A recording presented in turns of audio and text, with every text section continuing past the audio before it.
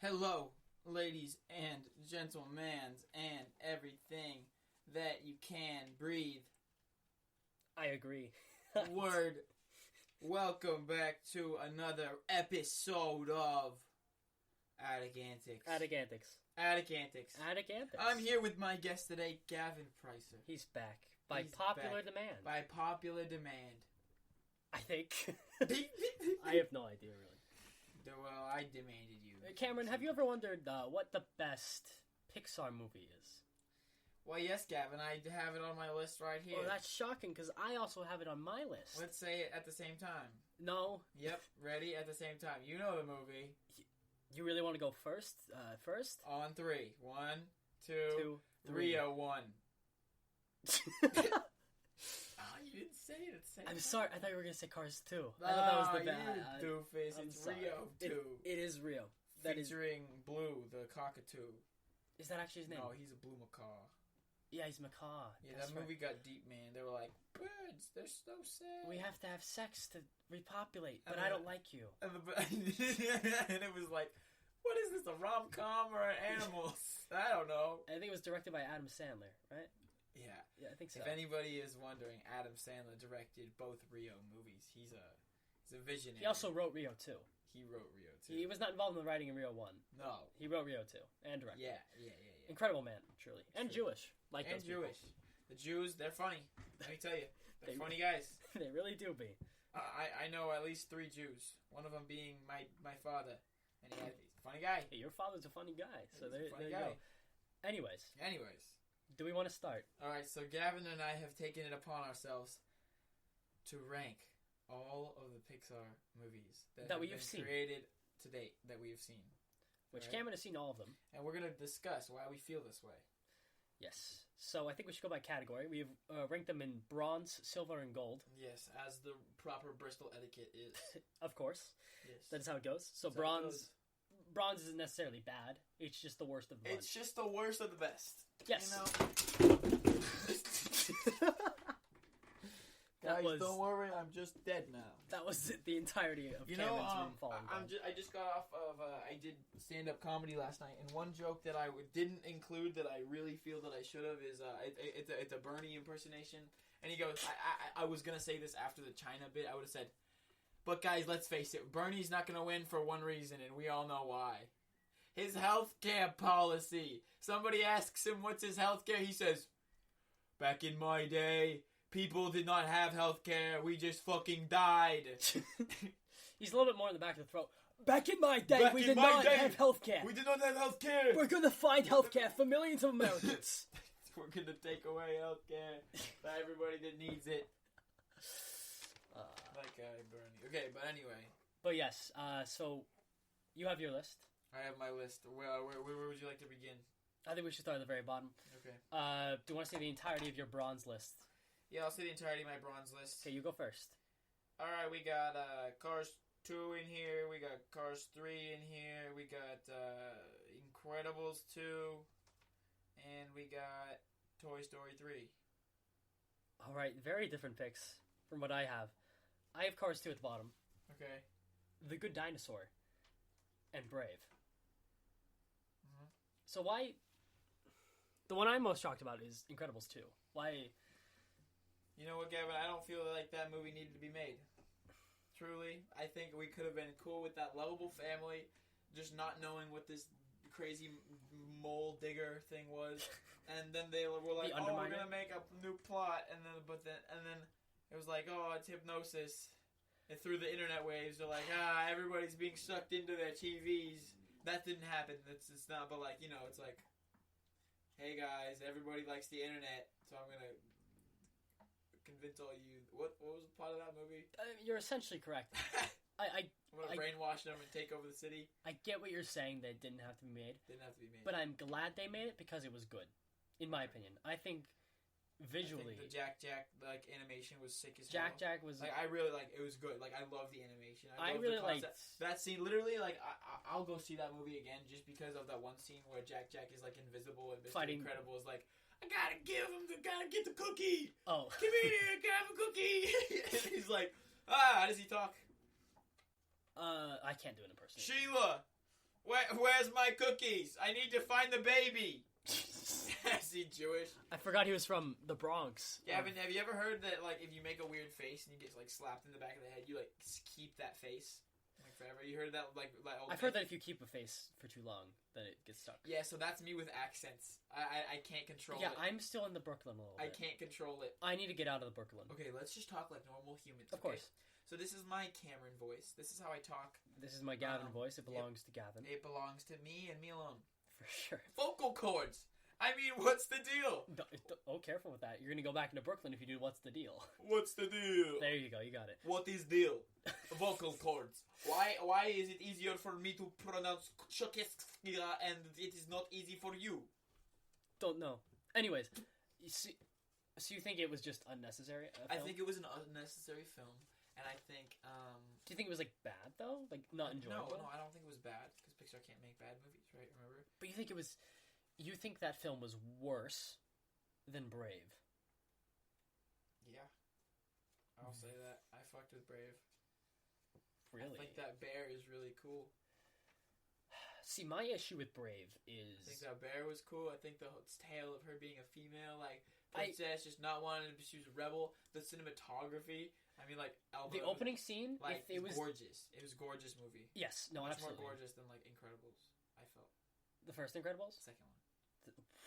That's a hot take. I disagree there, just because of the one scene where Elastigirl is riding on the motorcycle, and it's the sunset. Oh, Jesus Christ. That one is... And it's on the highway. That was pretty cool. That was a nice scene. And also their house looks really nice. And I am an absolute sucker for water in these films. Yep. This will be talked about a lot during this podcast. I'm a sucker for water. I love good animated water. And Brave does have a good scene where Brave has some nice fishing scenes. Yes, with the bear. She becomes friends with that bear, right? Well, she's her mother, so yes.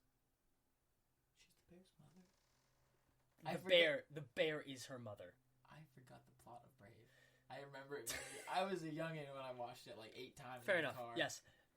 Brave. her mother becomes the bear, and that's why she's with the bear. Holy crap! And then the dad's like, "No, we gotta kill the bear. We gotta hunt the bear. Yeah, we're gonna cut off the bear." Yeah. Also, we don't I like the Scottish accents in that movie. Yes, it was. And archery, like it was a fun movie. crispy scenes right there. I just feel like the main character was underdeveloped. Most definitely. Okay, let's move on. Cars 2, why is it at the bottom for you, Gavin? Please, in-depth explain to me why. Cars 2 is a movie, and that is the purpose it fills. It does not expand on Cars 1 at all. It doesn't. What do you mean? Tomato ate ice cream when James Bond and came he pissed in the wrong bathroom. That's funny. They went all around the world. They're like, we want a secret Asian movie. All around the world. They did Ant-Man, but way worse. That's what they did. And with Tomater and Larry the Cable Guy, that's what they did. Oh my god. It had some fun moments. I fondly remember the clock scene where he's in the clock. Oh yeah. I remember that scene was good. Yes. The animation was also quite good. Yes. I remember some nice water scenes. I love those. I think any film appropriating Japanese culture is a win in my book. It's jokes here, folks. There's jokes. What's the deal with them? Yeah, like wasabi. It's just green ice cream. Just gotta bathrooms. Oh, they got weird water. It comes up on butts. We're cars. We don't have butts. Ah, we have exhaust pipes. They had funny banter. Name like 4 funny banters in Incredibles. Incredibles 2? Listen to this. Tomato, he goes... Exactly. Fuck, shut up. Yeah, okay. But in Incredibles 2, they have... What do you want specifically? Well, you have Bob Parr when he's leaving the hotel. And they have like their really bad acting moment where they're like, "Oh, we're just gonna go for a walk," when really they're gonna do superhero stuff. Yes. I like the villain as well. People didn't really like the villain. They didn't like the villain of Incredibles 2. What was it? It was like a girl. Evil Endeavor. That was the pun on it. Evil Endeavor. I thought her motivation was kind of weak, but I thought it was better villain than in Brave. What? What was her motivation? She wanted to get rid of supers because superheroes weren't there when her father was killed. Oh, yeah. That's why. Yeah. And I thought that... Get over it! They're helping people! Sorry, you couldn't help you. I thought it was way more interesting than Mordu from Brave. You don't even remember. Don't tell me you remember the villain from Brave. It was another bear. Yeah, it was Big Bad Bear. Yeah, exactly. But it was like a secret, like, prince that, like... Oh, okay, whatever you say. Mean with his father, right? He had, like, a whole, like, lore. There was a 5-minute flashback. That's what they get. Goddamn right. Okay. That's all you need. Moving on from Brave and Cars 2. That's complex plot right there. Moving on from Braves and Cars 2. All right. The Good Dinosaur. Good Dinosaur, You don't have it in bronze. I do, because it is a visual film, and that is it. You know the movie Dinosaurs from the year 2000? No. Basically, it was CGI dinosaurs, and it looked pretty cool for the time. Mm-hmm. But there was no plot. That is how I feel about The Good Dinosaur. Okay. Except the water. He's a sucker for water. I'm a sucker.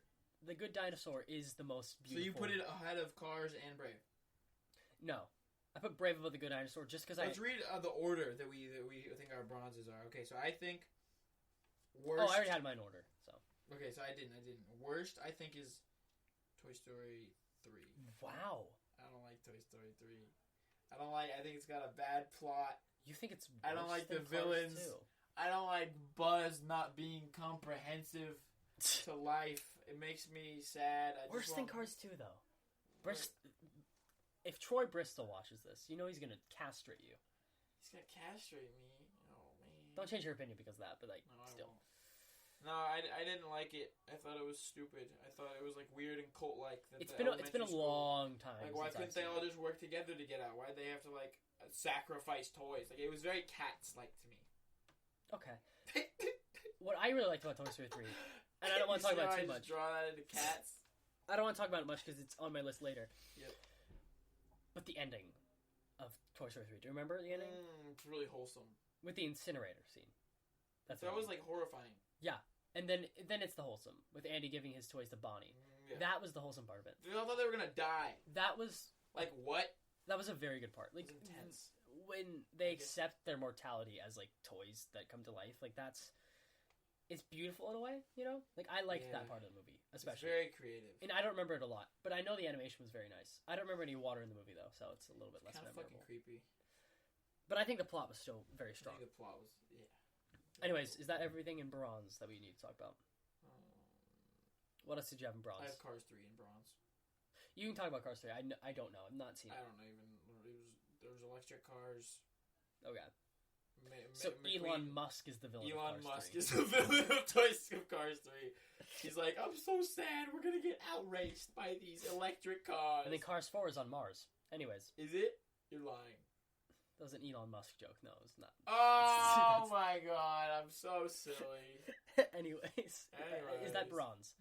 So tell me your order again. So you think Toy Story 3 is the worst? Cars 3 is the worst. Toy Story 3 is second worst. Okay. Cars 2 third worst. Best. No. You had one more in third bronze. Worst. And then Incredibles 2 was the best in bronze. Okay. And then mine was Cars 2, The Good Dinosaur, and Brave in that order. Yes. So now Silver. Silver. 13 minutes and 36. That's the timestamp for Silvers. All right, there we go. For sure.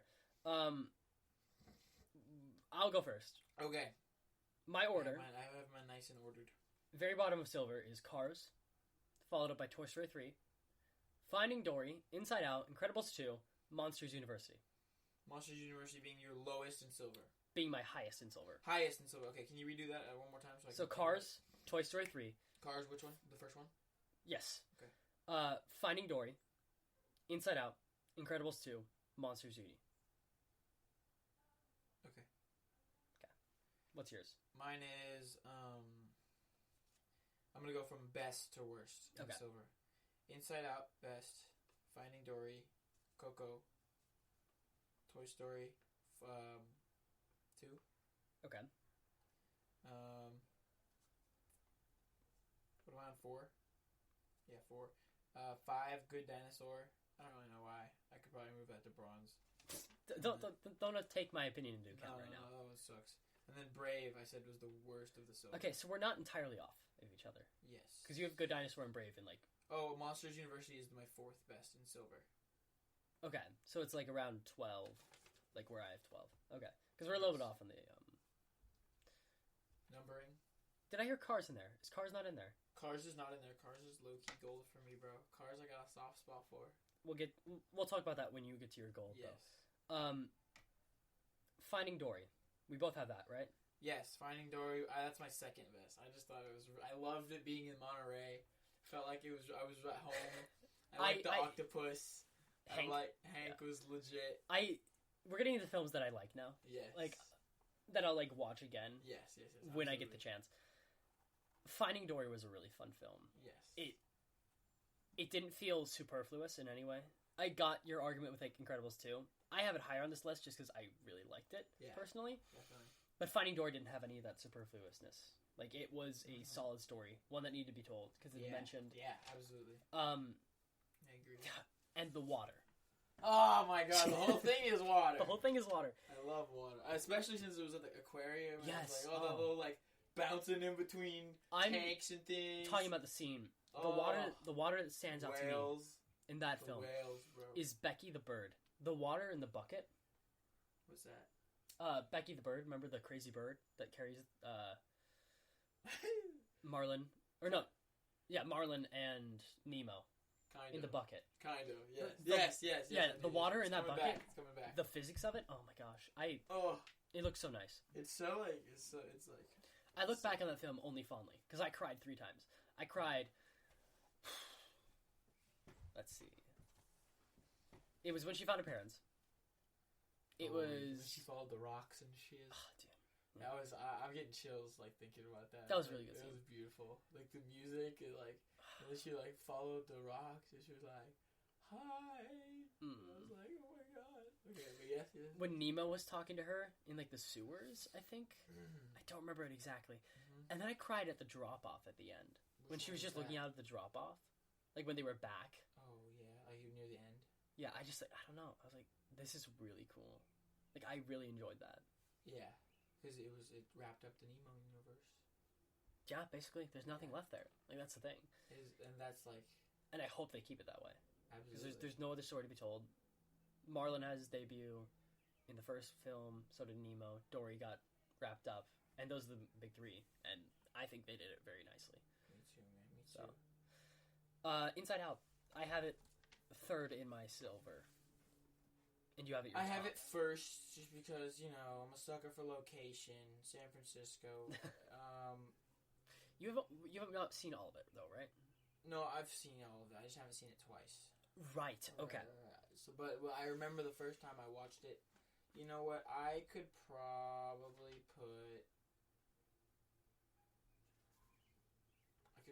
put Monsters University ahead of Inside Out. That's what I have. I'm changing that. All right. Monsters University is now number 1.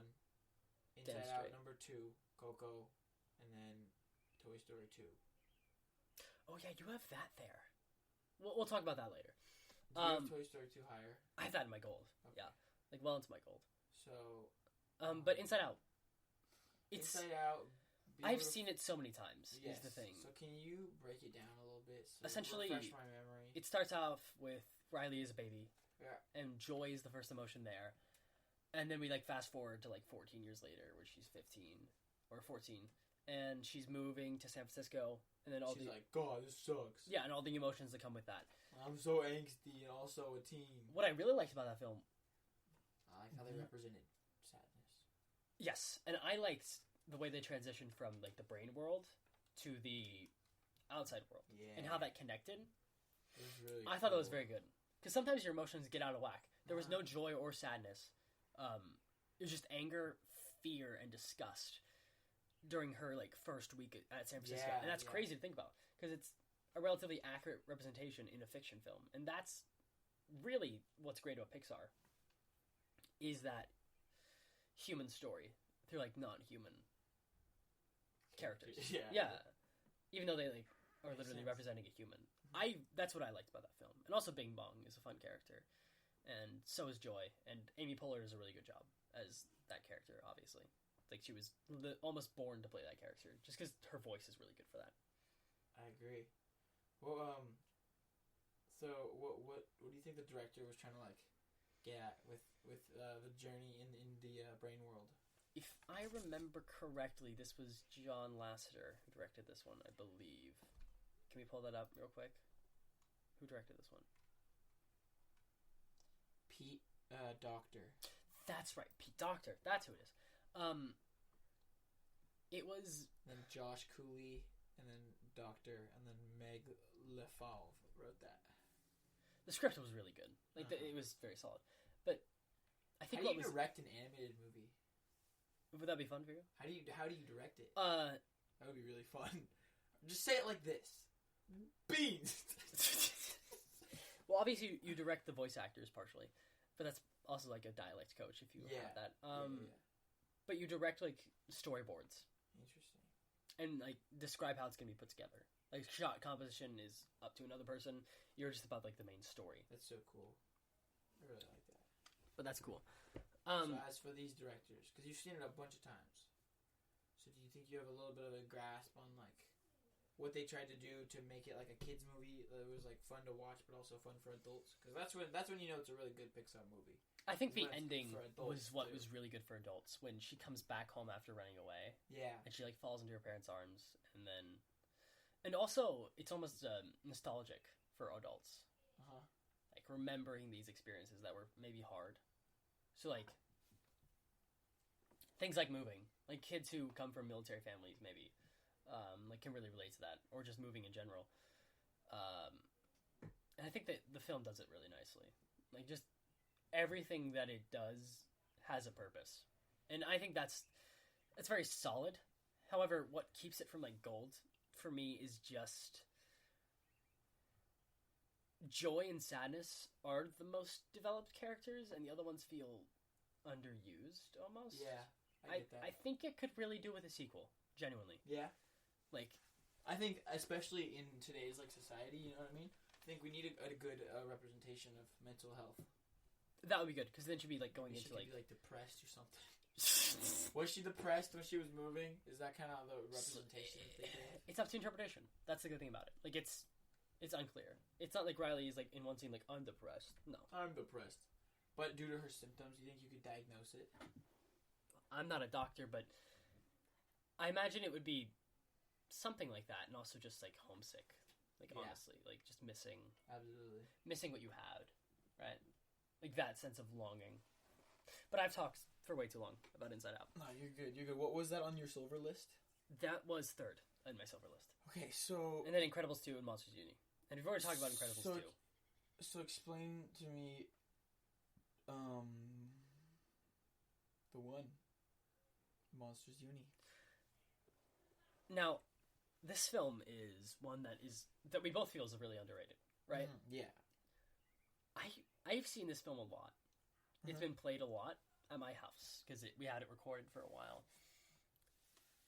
I never got sick of it. Like, the jokes were they're still funny. The animation is beautiful. The water is very nice. Oh! I rank the water. Go Google that library scene. They get thrown out of a building, and then... You need a 4K monitor for that. And then Gavin's nipples go... It's very nice. But I thought... The film didn't really have, like, a villain. Like, there was the other frat party. Frats, yeah. But the scene that stands out to me is the ending, almost. Like, when Sully and Mike are in the human world. Yeah. And then they have their talk. Like, at the riverside. Human world? Do you remember this? So they went into, like, they went through a door, and they were in, like, a cabin. And then they went outside, and Sully was there, and he was like, this is over. We're not going to be able to power the door. We can't make them scream. And Sully rigged the machine so that Mike would win, because he knew it wasn't scary. So they've been basically fighting this entire film, because they're not friends yet. And Mike, like, gives him a really good talking to. I don't remember exactly the monologue, but, like, in a film that's about college... Yeah. Like, usually it's like, oh, college is funny. But it was, like, a really human moment. I liked it a lot. Like, that's what stands out to me most about that film. As well as just... The environment is very clean. Like, that's the best way I can describe it. Definitely. Like, when you see the campus for the first time... It's crispy. Oh, absolutely crispy. Yeah. For sure. I don't know how much more I could talk about it, just because it's been a little bit since I've seen it, but I think it's an extremely solid film and should not be underestimated. Like there's not like a big flaw. It's just like little things that sort of bring it from that gold rank. I vividly I've only seen it once. I vividly remember they did like Scare Olympics, right? Yeah, and it's really fun. And that was the whole concept of the movie. Yeah. Because what did they want to do? Be cool? It was a competition, essentially. With their little frat of like misfits. Right? Yes, it was the what was they called? Oompa Koompa or something. Oompa Koompa, some crap like that. Yeah, I'm sad I can't remember the name, but their logo was like okay, and it was like a quirky college group, and like that's the plot of a lot of films, but with monsters, and it doesn't feel cheesy. Yeah, is the thing. Like it's genuine. It's done solidly. It's cool. That's like the most you can ask for. Can I just ask you to just elaborate what you mean on like the human experience of like the human moment that you felt when like seeing that? Like if you can just think back a little bit to that conversation. It's just a very solid start of a friendship because we see that in Monsters Inc. Mm-hmm. We see that they have bonded over the years. Yeah, and to see the moment where it's like, I feel like every pair of best friends has like a moment where they clicked. And to see that moment portrayed on screen, I think that's really cool. Yeah? Yeah. Oh, shit. Like, that's the moment where they were like, we're, like, in this for life. Like, we're going to be friends for life. Definitely. Because we're going to get out of this situation, and we're going to be able to talk about it for years and years. Absolutely. Definitely, man. So then, third... I had Cars on here. We'll talk about it when we get to gold. Toy Story 2 we'll talk about when we get to gold. Is that about it? Read your list to me one more time. I said Brave is the worst, silver. Mm-hmm. Monsters Inc. is the best, silver. Then second, Inside Out. Third, Finding Dory. Fourth, Coco. Coco is beautiful. You talking about Coco. So you never saw Coco? No. But it's my fourth on my silver list. Behind Good Dinosaur and Brave. In front of it. And Toy Story 2. Yeah, in front of that. Okay. And I love the story. I thought it's probably one of the most visually beautiful Pixar films, and one of the most beautiful, like, touching moments about like getting in touch with like his ancestry and like the acceptance and like him wanting to like be different and like play his instrument and like just there was like a good villain. There was a really nice villain in that movie, as well as just the art, literally just that like bird thing. Like, holy crap. Like, the bright yellow art was just, like, so gorgeous and just, like, true to the, like, culture of Day of the Dead. Dia de los Muertos. Yeah, I can't pronounce it. I loved it. I thought it was really, really wholesome. This kid just wanted to, like, find his roots through music. And he really, like, he really found that. And I felt like I From my limited knowledge of Coco, one thing I know it does well is environment. Because as soon as you're introduced, you start off in like a little Mexican village, right? Yeah, okay. And it's like dusty. You can feel the dust. And I really like that in animated movies because I feel like that's harder to do. Yeah, absolutely. And Pixar does it really, really well. That's really good. I like that interpretation, especially. And also the water's pretty. Yeah. I remember a water. Did you just look up clips? Water. Gavin sits at home for 5 hours. 5-hour Disney water clip. If you ever get access to my internet search history, which I hope you don't, it's just Pixar water scenes. That is it. That's it. Don't look, Mom. Oh. Anyways. Moving on to gold. Yes. This is the one. How about this? We won't say our top three, because those deserve discussion on their own. Yes. So we'll leave our top three for now. I just want to say I really loved how it transitioned from the real world atmosphere to like the underworld atmosphere. I thought that was like a really cool little journey that he went on, and it was sick. For sure. I thought it was sick as hell. All right. So gold up to top three. Gold not including top three. So we're going to go like from lowest to 4? Yes. Okay, ready? You go first. Incredibles, Monsters Inc., Wall-E, Up, Cars. Alright. And I have Finding Nemo. Let's get into it. Toy Story, Up, Toy Story 2, and Monsters Inc. Okay. Wait, say it again. Let me just compare it to mine. Finding Nemo at the bottom of gold. I can tell it's in your top 3. Okay. Toy Story. Okay. Up. Okay. Toy Story 2. Okay. And Monsters Inc. Alrighty. Top of gold. Top of gold. Monsters Inc. Not including top 3. Where do we want to start? You want to start at Finding Nemo? Why you put that at your 8? I felt bad doing it. Alright, I really explain. No, back it up. You got state your case. It's a really good film. It is. So all these films are fantastic. All these films. Great film, but you gotta choose. At least 8 out of 10. And we'll pick specifics. We'll break it down. Yes. I could not put this film in. Like, this film couldn't go any place other than the gold. Yep. I think that speaks absolutely incredible things about it. Mm-hmm. I've seen it so many times. I've seen it. I know most of the scenes. It's my most watched Pixar movie. Like, by far. Okay. Personally. I think it just falls short in some places. Such as... Like where? The pacing sometimes feels off. The pacing. I see, of the adventure. Of going between Nemo and Marlin. I think that feels weird sometimes. Okay, you think they maybe do too much Nemo, not enough Marlin, too much Marlin, not enough Nemo?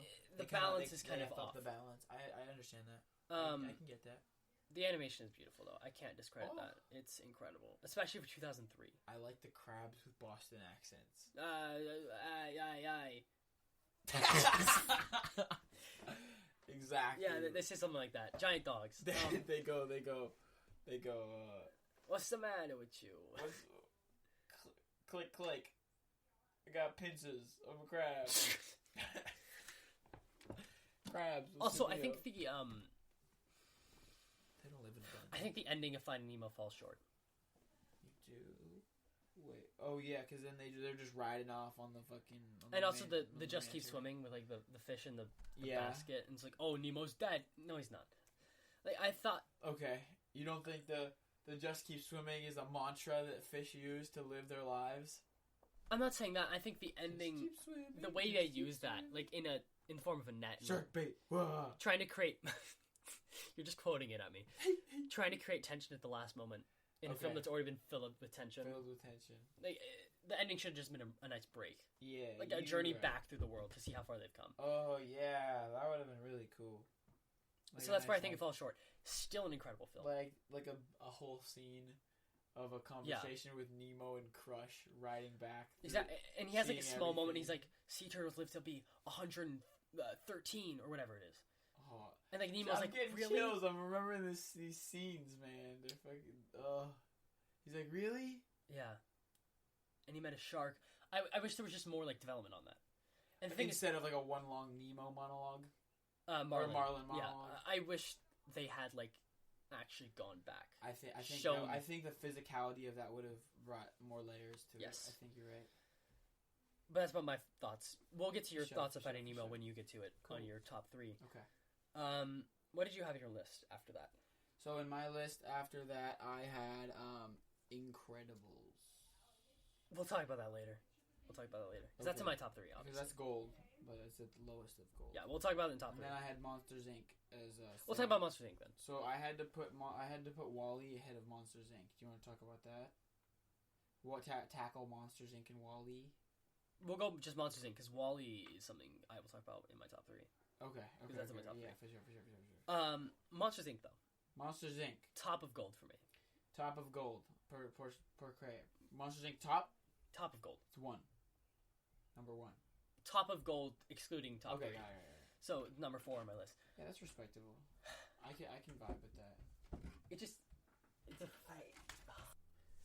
And we're back after a brief intermission. My sister came up here because she's crazy and wants to go on the roof. Women, man. But anyways, Monsters Inc. Monsters Inc. This film, probably the one I've seen like second most out of them all. I just love all the characters. I think this film has like the most personality shoved in like 1 minute or 1 frame of detail. Like I remember 2319, stuff like that. Like small details really stand out in this movie, and that's where I think it gets most of its charm. Everything has a lot of detail to it. Okay. So why is it low on gold for you? It's low on gold for me just because I feel, Alright, I'm switching it. Okay, I'm switching it. I'm switching my Cars with Monsters, Inc. Where was Cars? Was 4. It's the top of gold. So, but I'm thinking, and I think I have a mixed view of Cars because I think I loved it so much because I watched it a bunch of times. Yeah, we can talk about Cars. I love the friendship of Lightning and Mater, but Lightning was kind of a tool, and I don't think I got that and picked all that up when I was 6. So I think I'm switching that because I think the whole friendship between Mike and Sully is much more wholesome than Lightning and Mater because Lightning was like a little prick. Yeah. Owen Wilson, man, he played a little prickhead. So, Monsters, Inc. I think it's by far one of the most creative Pixar movies. Yes. Movies, period, that I've seen. The concept. They take this concept that they're like, let's make an animated movie. We're going to have monsters, right? What are the monsters going to do? They got a society. No humans. No humans allowed. It's strictly segregated society. Yeah. No humans. But there's doors to the human world. They're like doors to alternate universes. I mean, who thinks of this? Like, what? Like, there's doors. That's and crazy. because monsters, they hide under your bed. You want to know how they hide under your bed? They literally have access. And they power their city off of human children's screams. Yeah, and what makes this... along with terrified of humans. What makes this film really strong, besides the small details, is Mike and Sully. Yes. Like, genuinely, they make the film. And the abominable snowman. That's the scene I was thinking about. When, Hey, Cliffy! What's going on? Oh, just delivering mail, Norm. Just delivering mail, Normie. Hey, Cliff, why don't you tell me something? Oh, did you know that the capital of Bermuda is... Shut up, Cliffy! Nobody cares. It's the same voice as Cliff from Cheers. Look him up. Alright. But the scene I was thinking of specifically was when Sully leaves Mike on the mountain. Which mountain? Where the abominable snowman is. Oh yeah, he leaves him. Because he's going to find Boo. And that scene was just, I don't know, man. It was such a nice scene. Kind of hit. Like Sully and Boo's relationship as well as Mike and Boo. Mm-hmm. Like those three have a really good relationship. And Randall as a villain is a very good Randall's villain. a dope villain. He's a very good villain. Dope villain. Like, did he make appearances in University? Yes. He was like a nerd. Oh, yeah? Yeah. He wore glasses. Funny. That's hella funny. And they were like, what's that loser idiot? Okay. Well, they didn't bully him, but they knew each other from the college days, and he got way cooler, apparently. Yeah. But as a villain, he works very, very well. Very, very well. I agree. What was that mountain scene like? Did Boo get like out of the abominable snowman's grasp? Yeah, Water Noose takes her, and then he betrays who? them. Water Noose, the octopus boy, the bigger villain, but the like Randall's the real villain. Yeah, right. He's just like the supposed boss of the clique. I mean, he's evil, but he's like, is he evil? Yeah. Well, like he doesn't like he tries to kill Boo. So in the end, do they figure out how to have a society without children's screams? Yeah, laughter. Oh yeah. And he burps the microphone. It's holes. And he what? He swallows the microphone. And he burps into it. Yeah, that's basically what. Yeah, that's the ending scene. Oh yeah. But man, I love this movie. It's taking me on a trip down memory lane. This movie also has a lot of rewatchability. Yes. Like. Because of the small details. Especially that sushi scene. Yeah, that's actually what I was thinking of. Like, yeah, right? Like, there's so much going on. It's just insane. It's such a good scene. Anyways, how much time have we taken up? 40 minutes. Oh, Jesus. Okay, continuing. Okay, Cars. Cars is 7 because... I had Cars at 14. Very bottom of silver. Very bottom of silver? Because Lightning McQueen is a trash character. I think that he is a dope character. I think that he actually made amends with everybody once he won his race, which is kind of a superficial way to become your friend. So yeah. I think there was a lot of bad messages in Cars, but I liked it because life is a highway. I'm gonna ride it all night. And that scene has a waterfall The water was Oh. the water was okay though. It wasn't great. Sorry. And there was mud. Mud was good. And mosquitoes. That was good. You know what I'm talking about? These animated movies, they just like I have flashes of screens in my mind.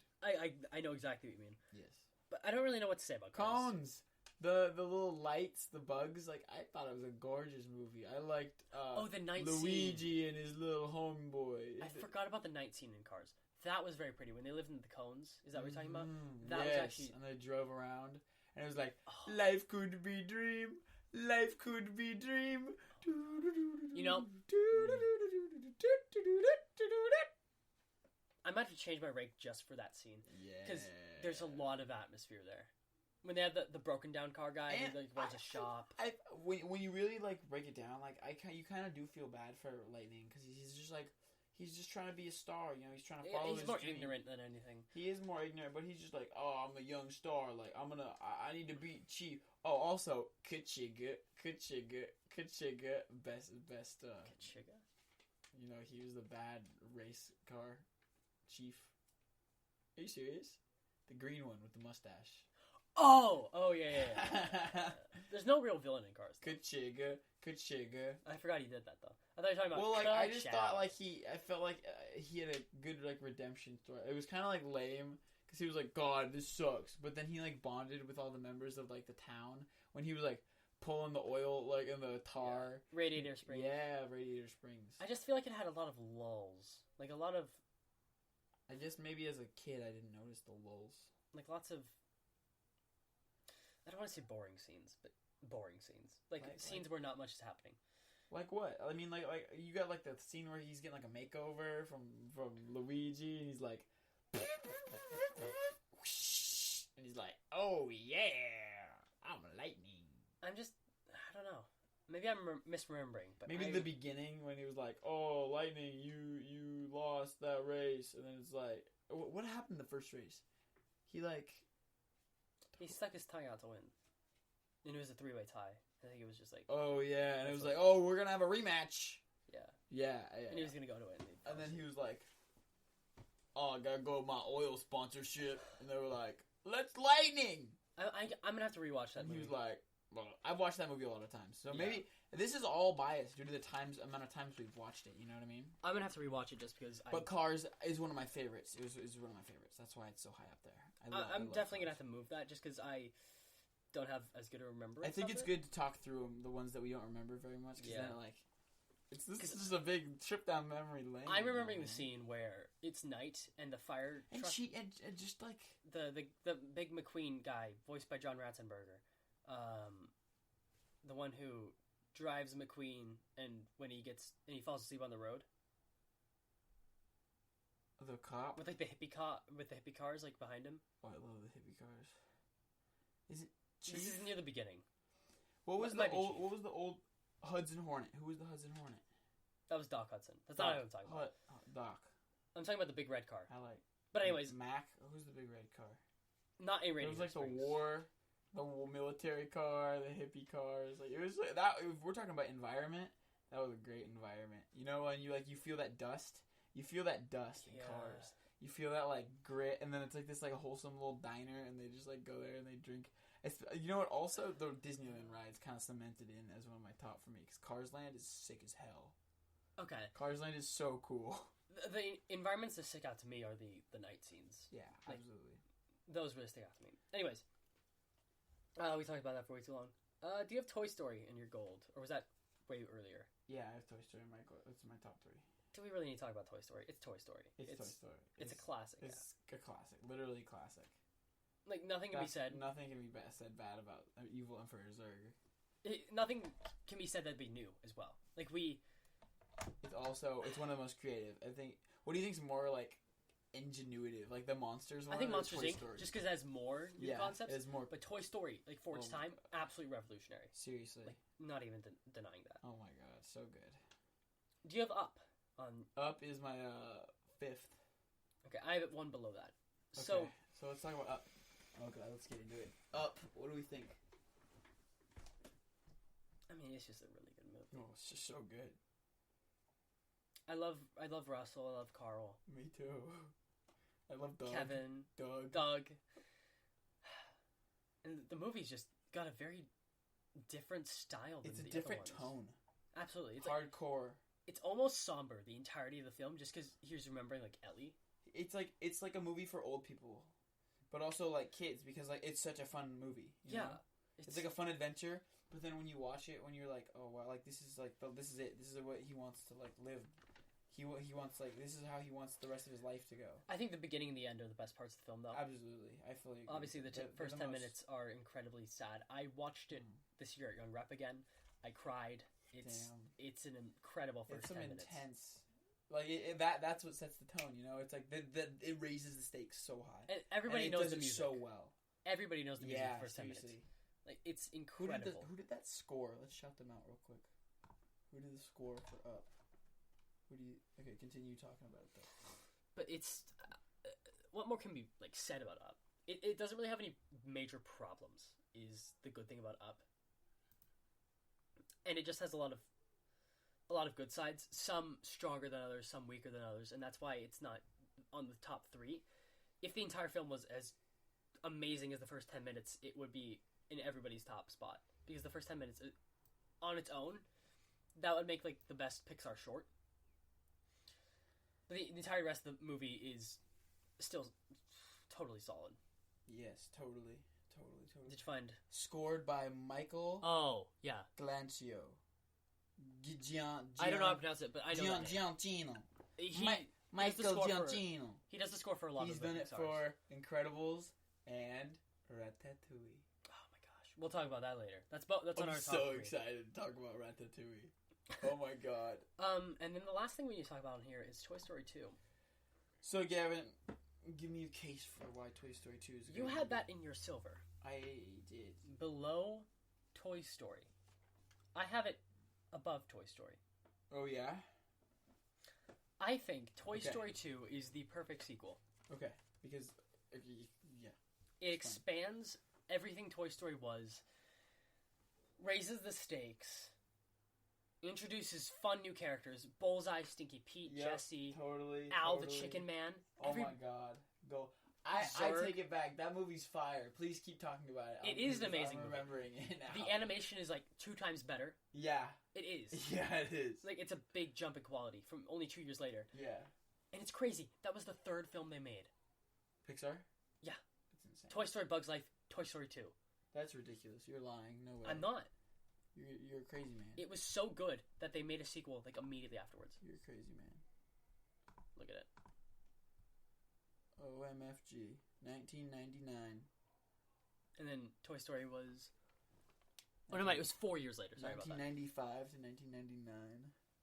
But it was so... To 2010 for Toy Story 3. And then 2019, Toy Story 4. It's crazy. It's been a long ride. But they expanded the universe perfectly. They did. I think... I like Toy Story 4. We didn't talk about that one because you haven't seen it, but it's really good. Like, it's a really powerful way to wrap it up. Where did you have Toy Story 4? Huh? Or is it in your top 3? Toy Story 4 is my, Or was that in silver? It's my 4th in my silver category. I must have missed it. Sorry about that. It's all good. Toy Story 2, I mean, everything about this movie works. Yeah. There's nothing about it that I can, like, do wrong. Mr. Potato Head is hilarious in the movie. Oh, yeah, of course. I'm telling you, Disneyland really, like, cements these movies home. Because, like, when you go to, like, the Disneyland I've never ride, been. So good. I gotta take you there, bro. It's literally so much fun. You'd be paying, my guy. But you got a job. Go talk to Sarah. She'll get you a job. For sure. Improv classes. But yeah, I don't know what else I could say about Toy Story 2, except for if you have not seen it, you should see it. Yes. First watch Toy Story if you have not seen it. Yes. And then Toy Story 2. Yeah. And the ending of Toy Story 2 is also incredible, because just such a sense of nostalgia when you get back to Andy's room. Yeah. Jessie had her, like, whole backstory, right? Oh my gosh. In that movie. When somebody loved me, everything was beautiful. Every hour we spent together grows within my heart. When she loved me. Oh. That scene. Like, my heart, like, made me sad thinking about that scene. What a good movie. This is the one that I Yo, shouts out the plane scene. to the plane scene in Toy Story 2, like the chase of the plane. Yeah. That was a pretty good scene. I like that a lot. Cool. This is the one that I had the most trouble with, like deciding Okay. on where to put it. Yeah. But anyways, top 3. Top 3. Would you like to go first? In order. Toy Story, Finding Nemo, Ratatouille, number 1. Ratatouille, number 1, baby. All right. So I have at number 3, Ratatouille. Mm-hmm. Number 2, Wall-E. Okay. Number 1, The Incredibles. Okay, convince me that Wall-E is at number 2, because I would love to hear your reasoning, because it might change mine. Wall-E is I thought about this before the podcast. I was like, I know I'm gonna have to argue that Wall-E is incredible Yes. because a lot of people think it's. I agree. It's fantastic. Obviously, I don't have to argue that it's incredible. Right. I can get rid of this now. It is a film that doesn't need words. Yeah. It doesn't use words for the first like 20 It's minutes. so incredible. It uses visual stimuli and like audio from the past, and that's crazy. You get a sense of Wall-E's personality and the way that he interacts with his environments. And that film, the environment is incredible. And it portrays AI as like having feelings, like towards this little bug. Exactly. Even Otto's pulls your little heartstrings even a little bit more. And even I won't say Otto is the best villain because that's a lie. Otto, The wheel. the wheel. Yeah. You know what's really cool is that's based on like a Kubrick film. 2001: A Space Odyssey, right? Yeah. It's fucking crazy. But How the idea of it like is really like just how they portray AI is really interesting. it's really well done. Like that movie is like way ahead of its time. Like that's gonna be. When did that come out? That was 2007. Like that movie is visionary. Like who wrote this, they're goddamn geniuses. Was that 12 years ago? That was 13? 12 years ago. Oh my god. Yeah, Andrew Stanton, bro. Andrew Stanton and Jim Reardon. Like shouts out. Watch his TED Talk, right? Watch Andrew Stanton's TED Talk. He's really cool. But Wall-E, because he talks about it. Like he talks about how do you write a kids movie with no audio in the first like are you kidding me? they keep it visually interesting. Oh my! And I remember. One thing I was remembering that I forgot, but then came back into my brain. A vivid memory I have because it came out in 2008. Blu-ray had just come out, and I remember being at my grandparents' house, and I was like, "Animation can look like this." Like I remember that as a 6-year-old, like I was like, "Holy!" Like you know that moment when you're like, "Oh my god!" Like I was like, "This is incredible." The scenes that stand out to me in Wall-E, the fire extinguisher scene. Yeah, in space. I mean, the score. I mean, it's very good. Oh my god! The beginning, the entirety of the beginning is incredible. You get. Can we play the score from Wall-E? Sure, look it up. But I'm gonna keep talking. Okay. The beginning gives you that dusty feeling that I talked about briefly when we talked about in Coco. But it takes it to a whole nother level of dystopian society, and a robot who's left alone in this world. Robot left alone. Is that coming in your headphones? Yeah. Okay, I don't think it should mess up anything, but Okay. Wait until it gets to the fire extinguisher. But let's just watch it. Like we don't need to like talk about it. We'll just like it'll be our visual stimuli while we're discussing it. So continue. oh man. Oh shoot. And the relationship between Wall-E and Eva. Oh Eve. yes. He's just a great hero. He's like the most lovable hero. Absolutely. Who do you think is a more lovable like protagonist? I think, you know what, I'm gonna keep it real. I think that the chef from Ratatouille is a better protagonist than Wall-E. I will give you that, just because I like Ratatouille a lot. It's number 3. Ratatouille, hardcore, my number 1. Wall-E has like solid characters all around, and they don't talk. Yep. It's sometimes Eve's a biatch though, but she's like really nice. At the beginning. Yes, but then she like. And the scene where Wall-E is protecting Eve when she's in like lockdown mode. Like scene, from the scene rain. where he watches the dancing on the TV. Oh, like, and when they play that again at the end, and then it like connects it. That's what it is. It's all about. And we're watching it right now. We're watching as they're flying to space. Oh my god, it's so cool! Like, look at that. Oh my gosh, look at that though. Oh my god. stunning. It absolutely is. This film could have been a silent film, and it could have been just as good. And it has, I don't want to say the most rewatchability, because that goes to my number one pick. Yeah. But it has so much rewatchability. I think Ratatouille, 100% most rewatchability. For me, that's like number 3. Alright, so should we continue? Yes. I love the environmental message. Like, this movie's so woke. Like, everybody's just gonna be fat in the future, and it's like, we're gonna live in space because we're gonna destroy our planet. And its message has been watered down just because people are like, oh, WALL-E's so deep. WALL-E's so deep. But it was. Like, for the time, 2008, people were not thinking about this. No. People are now. Yeah. And they're like, wow, how did But this 2008, happen? people were not thinking about this. What do you think about the relationship between the fat people on the spaceship? Dude, I cried. Cried? Oh, man. But that... It's not quite the same without the score, because we can't hear that right now. But still incredible. Yes. Anyways. Anyways. I'm going to talk about Incredibles, and then we'll both talk about Ratatouille. Okay. You had Incredibles in silver? Yeah. I died a little bit. Did I? You did. No, I did. It's the last of my gold. I think gold. I think it's definitely a gold movie. Okay, so you disagree with how you put it before. No, I had always put it gold. Oh, that's right. Sorry. Yeah. Very bottom of gold. Still kind of hurt me. I think. Okay, so let me tell you why I like the things I love about Incredibles, but the things I think like fall short. So what's better in my opinion is what I wrote. I wrote that Up is better, WALL-E is better, Monsters Inc. is slightly better than The Incredibles, Cars is slightly better than The Incredibles, Toy Story slightly better than The Incredibles, Ratatouille slightly better than The Incredibles, Finding Nemo slightly better than The Incredibles. For sure. And I feel this way because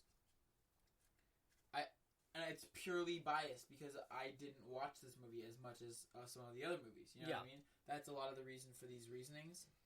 But I think Incredibles had one of like the least like if I think about it, like a lot of those scenes will start popping into my mind, and I'll be like, oh, that was awesome. But as far as where like my head's at right now, I think that what's his face? What's the Dash is like just his character. Like I loved him so much, and I just loved his like childness. Just like when you think about how you would write a character that's like a kid with super speed, that's the way they wrote that. Like, and it felt so like real. You know what I mean? His voice acting too, like, was so killer. Voice acting is something we'd have to talk about in a separate podcast entirely. Seriously, dude. Because we do not have time. Yeah. Even. Incredibles, I know almost every scene of this movie. Okay. I quote this to my sister, like, regularly. Like, yes. I'm sorry, ma'am, I know you're upset. Honey, where's my... Yeah, honestly. Yeah. You quoting. Banter. The film just has so much rewatchability because of how spectacular the characters are, I think. And it just... It blends every, like, a superhero movie with a family movie so well. Absolutely. I can't even describe how good it is. But I will talk about, specifically, why Incredibles has the best villain in all Pixar. It does have his motivation is great. He is the best. His villain, like... Name a better villain in Pixar. Maybe... Woody's ego? Essentially, the point is, Syndrome is the best villain in Pixar. Dude, yes. His motivation is amazing. His character is amazing. His backstory is amazing. The way he has everything planned out is amazing. The midget chef in Ratatouille. There's not really an argument there. But I could... Can we say that? The little person chef? He's number 2. I can't explain why I love this movie so much. It's partially because I agree. It so it's very much like a nostalgia trip. When I think about it, like it's like I remember a lot of like. But the mystery of it, the mystery of Syndrome and what he's doing. Mm-hmm. And then when it's finally revealed, when you see the supers that have died. Oh, the scene where you're like seeing them die, and like you see Bob Parr being like, "What is happening?" That is one of my favorite scenes in Pixar, just because he's like, and he frantically searches for Frozone, and he's like, they don't know his location. He searches for his wife. He's like, "Thank God." And then when they reunite, And then when they fight, why am I forgetting the name of the robot? Omnidroid. Yeah, that was a sick ass scene. It was a very That nice was a scene. Sick Oh my scene. gosh! Like that's one of the unforgettable parts of that movie. Like, And then when the Jack's forest. power revealed, yeah, that was really cool too. When I love how they like used their powers collectively. I think that was like so wholesome. and also when Bob is forced to not use his powers. When the drone is hunting him down in the little cave where he finds out the password to the computer Kronos because of Gazerbeam, who died. I remember a lot about this movie. What? Yeah.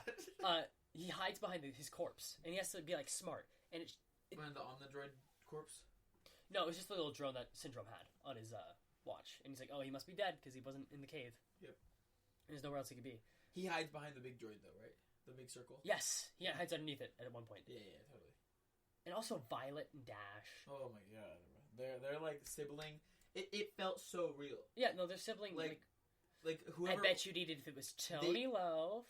Love that scene. It's so interesting how like family is portrayed on screen. You know what I mean? Yeah, and it's so realistically. It's really interesting. The struggles when the scene where Bob is like, "I can't lose you again. You're not going into this fight. I can't lose you again." And then Helen refuses. It's I just. Is she a boat in that movie? She become a boat. A little, yes, she does. For a bit. And then Dash is like beating the motor. Yeah. She's like force field. Yeah. Violet. Oh, and the cave scene. That has so much atmosphere as well. But like, do you really feel like they needed a second movie to like further explain Violet's love life? That's not the main point of the movie, though. Okay, you're right. And part of the reason why I like Incredibles 2 so much is because Incredibles is my favorite Pixar movie. I see. Okay, that makes a lot of sense. And this is a difficult decision because I love a lot of these movies, and I will probably make adjustments to this because this was kind of thrown together. But I feel pretty solid about this. I've seen the movie a lot of times in my like teenage life as well as my kid life, and both times it has been an incredible movie. Anyways, so Toy Story I have as my third gold. Yes, I think it's a classic. Monsters Inc. we discussed. Up we discussed. Wall-E we discussed. One more film we need to discuss. One more. So Finding Nemo for me is my number 2, just because I didn't get it to make my case. But I think it's one of the best movies. It's just a really like ingrained part of my childhood. I remember like I have this memory, like one of my first memories ever. Like I was in Italy. I was in like a garden of flowers, and I had my portable DVD player, and I was watching Nemo. Damn. And like I've seen that movie like dozens of times. And yeah, we might be pausing really soon because my stupid sister's coming back in because women. Hate those. Coming up, Ratatouille. Hey. Okay, real quick, Nemo, nostalgia trip, love that crap. I think that Shark Bay Hua, the relationship between Nemo and his cellmates, Bruce just being like a kind of a father figure, coaxing him through this really traumatic experience. Bruce, the shark? Gil, sorry. There you go, yeah. Gil. I like how they have Jacques Cousteau as a French cleaner. Voila, he is clean. I think that's hilarious. I think all of the characters are so quirky in that little like tank. I think it's hilarious. I think the dentist is a good villain. You mean Darla? Darla's a good villain. Yeah. Kind of horrifying music. Like, isn't it the Jaws music? Yeah, it's da. It's a little bit different than Jaws, but yeah. I think that Crush is one of the coolest characters. I think that let us see what Squirt does. Let us see what Solo. Like I think that he's one of like the most interesting representations of like a dad in like animated film. You know what I mean? He's just like a laid back. Like he's just father. This really laid back like father. Like he's if you envisioned a sea turtle as a father. Like I just think that when you view how somebody writes a character and like you see what their intention is and how it's delivered, I think is a very interesting thing to analyze. And I think how they like made Marlin this really overprotective, concerned father, and just like how hard it was on each of these like because they were kind of like he was a little angsty. He's like, Dad, I don't want to go to school, like blah blah blah. And they kind of had that issue, but they really had that bond because he was like a single dad, and like he was all Nemo really knew. And I found that it really came off as like a almost a coming of age story for both of them to really like find out like the type of Yeah, parent Marlin and the type matured. of son that they like wanted to be. You know what I mean? Like For sure. Nemo's like, I gotta like kind of like I don't gotta grow up too fast. You know what I mean? And Marlin He also learns he doesn't know everything. yeah, Nemo realizes he doesn't know everything, and Marlin realizes that sometimes you gotta let your kid live. You know what I mean? And I felt like that was really well depicted in the end. For And sure. I think the mantra "Just keep swimming" is something that is really ingrained in pop culture. I think that's a really special thing. Yeah. And I think that Ellen DeGeneres being Dory is one of the... That's an inspired choice. What? An inspired choice for voice actors. Yes. Like, it's done very well. Yes, absolutely. I think it's, like, killer. Like, I think it's so cool.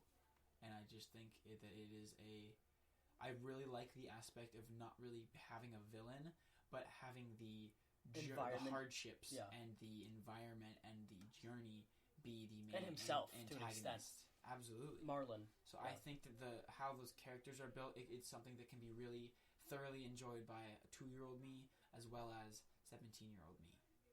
For sure. All right, and now... Drum roll, please. Your favorite, Ratatouille. My third favorite. Ratatouille. A film that I considered putting at number 2. It was never a consideration for number 1, really. But number 2, it was definitely very close. So, what makes Ratatouille so good, in your opinion? In my opinion, I think... Well, first of all, I'm just going to say something real quick. Okay. I think the voice actor for Remy did an incredible job. Oh, yeah. So talk about that for a second, okay? Please explain to me, like, your impressment with his performance. Can you look up who voiced Remy? Of course. He's got such an interesting voice. I like his brother's voice acting, too. Oh, all the voice acting's amazing, obviously. Careful with the microphone, by the way. Oh, yeah. But just his voice, the way he sounds... Patton Oswalt. He's great. He's great. You know what? He's a voice actor. Is he in Parks and Rec? He was. He's a voice actor, I believe, in Sorry to Bother You, which is a movie that you should all watch. Go watch Sorry to Bother You. That's going to be our next podcast. I need to talk about it with you. Also, coming up on the horizon, I want to do a podcast with you where you watch the movie I'm Still Here and then The Joker and compare Joaquin Phoenix's role in each of them and then compare and contrast them to see how they're similar and how they're different, because I noticed a lot of similarities when I rewatched it. All right. So that's coming up. All right. But anyway, Patton Oswalt. Yes. The way he portrays a rat who is in this new world. He's like a bougie rat. Yeah. It's just done so well. And his performance sticks out to me more than like anybody else in Pixar. Yeah. And that's incredible because Pixar voices are the best type of voices. Yes, dude. Like, absolutely. I don't know who voices Marlin. You don't need to look it up. Okay. But he also does an amazing job. Yes. Delivery, humor. Kid who voiced Nemo did a great job. Bob Parr, Helen Parr, Samuel L. Jackson is Frozone. Like, they all do really well. But this voice stands out to me, specifically, because he made a character that was very clear from everything else. In the fact that he was sick of his own world, but in a very different way. What are you doing? Putting on a ski mask. But in a very unique way, he was different. And I really just like Remy as a character. As well as Linguini. I think it was the best written underdog story in Pixar. Okay. I think... Yeah, no, I agree, yeah. And that is what makes this movie the best. I'm trying to think of, like, the exact specific reasons of why. I'll tell you why. And okay, yeah, tell me why. Anton Ego. Oh, my God. His closing monologue, do you remember it? When he was telling it how, like, his mother's... Well, that was the flashback scene. When he's writing his review of Gusteau's. And he realizes what Gusteau meant by anybody can cook. Not that everybody can be a good cook, but that good art can come from anywhere. That is a beautiful sentiment. I'm remembering that now. And his voice as well. Ratatouille has so many good voices. Yeah. But that was an incredible kind of message to send to young people. It does not matter where you come from.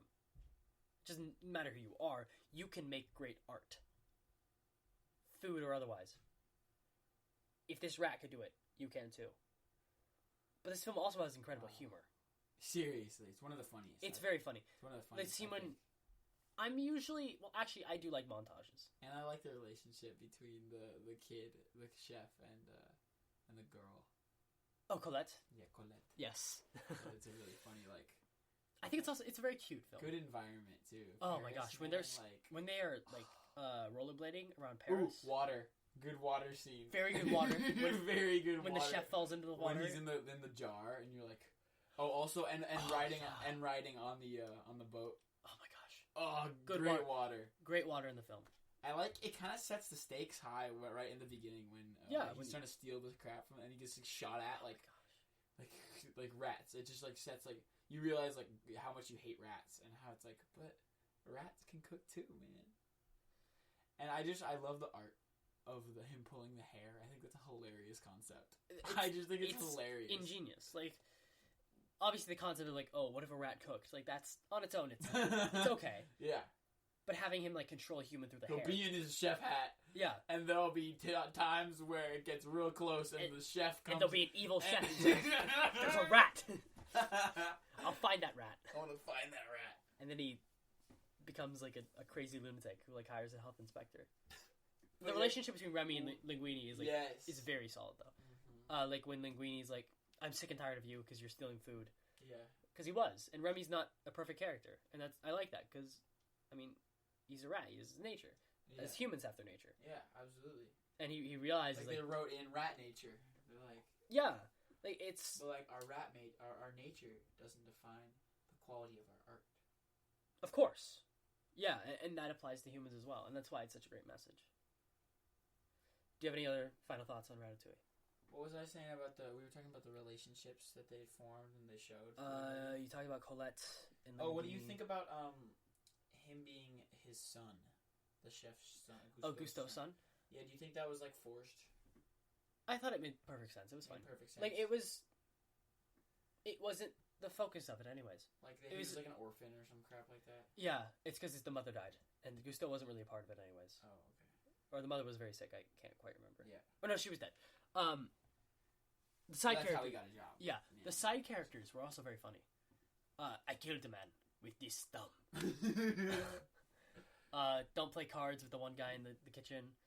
I think that one of my favorite parts in that movie was imagining them writing the scene where he took the cheese and the fruit and the music and then how they showed it, and it was whoosh, the visual representation of I thought that is the essence of that movie. Right there, that was the essence, and I thought that was incredible.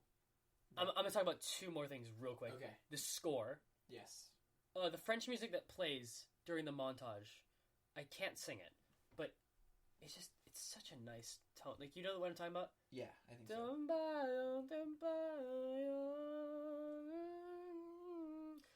It's a nice song. Yes. And the atmosphere of Ratatouille. The first scene, in the grassy field, where the old lady lives. Yeah. I think it's a very nice environment. And being so low down to the ground is unique to this film and A Bug's Life. Yes. We didn't talk about that because I've not seen it. Oh yeah, we'll talk about it another day. Yeah. Another day, another time, another life. For sure.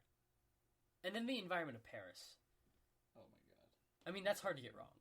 And they did it so well. They did do that very well. It's very nice. Very nice. Very nice.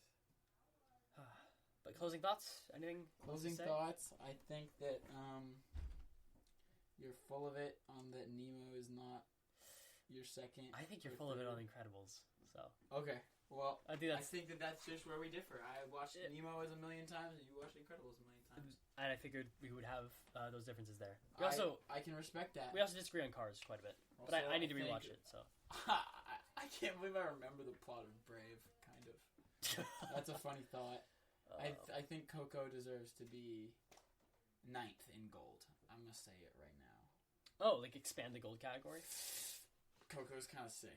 I'm just remembering, I watched it in Oregon with my family. And yeah. As a kind of an older kid, you know.